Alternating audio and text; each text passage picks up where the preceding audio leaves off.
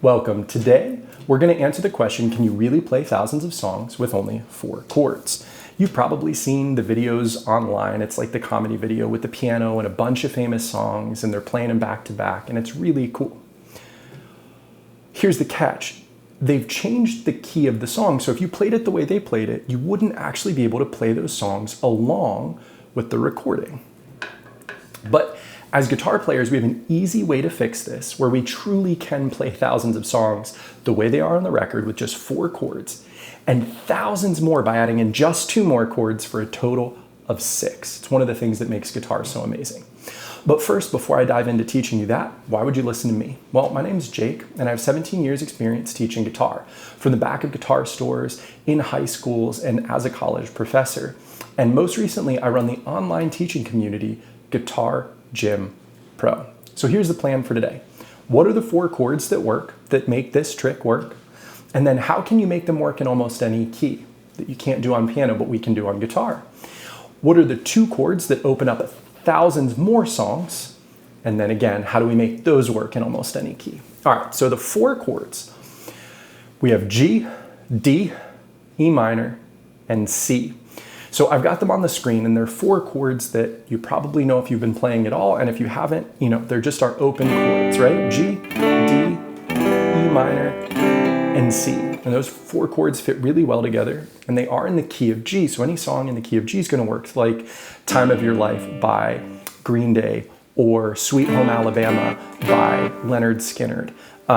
These are so many songs that use these chords in this key, but some songs don't. So how do we change keys? Wagon Wheel is in A, the key of A, and so the chords are going to be A, E, F sharp minor, and D. So what we do is we put a capo on the 2nd fret, and I'm going to show you how I get that. When I play a G chord, this 3rd fret on the thickest string, open 1, 2, 3, is the note G. So it would stand to reason if I move this in the same shape up and down the neck, I would get a chord with the name that my middle finger is playing essentially, because it's on the 3rd fret. The only problem is if I move up 2 frets, G, G sharp, and then A, I've got these open strings ringing which don't fit with my new chord. And that's where a capo comes in. What I do is I take the capo and I move it 2 frets up, and then I still play what looks like a G. And this capo has moved my open strings 2 frets higher, just like I've moved 2 frets higher, so that I can play these chords. Right? And so now I can play G, D, E minor, and C. And those chords sound like A, E, F sharp minor, and D. Now, there's 2 more chords we can use to really open this up and get us playing in all over the neck in every single key. The first one is going to be A minor, right? And that's that diagram there at the top. And then we have an F, which is that bar chord. I know that we all love, and that's why that F bar chord is always so important, and we spend so much time on it usually as we're starting to learn. So A minor and F are our 2 chords. So how do we change keys with those?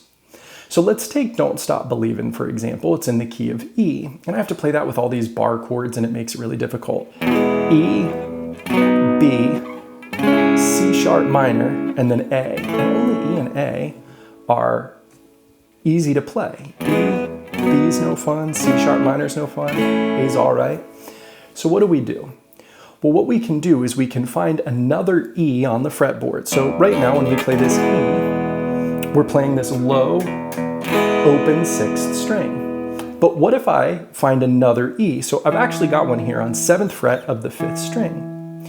Now, of the chords that we've used, G, D, C, E minor, A minor, F, which one of those has a note on the 5th string? And that's going to be the chord C. So what I can do is I can actually take this capo and put it on 4th fret and play what looks like a C chord.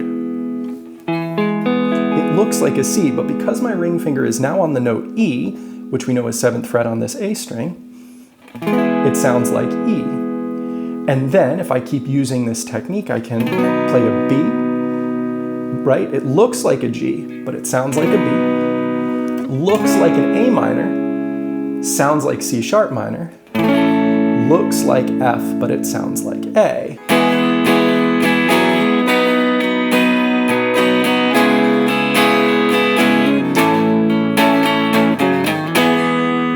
And now I'm playing Don't Stop Believin' with a capo and only open chords and one bar chord F that are easy and are comfortable to play.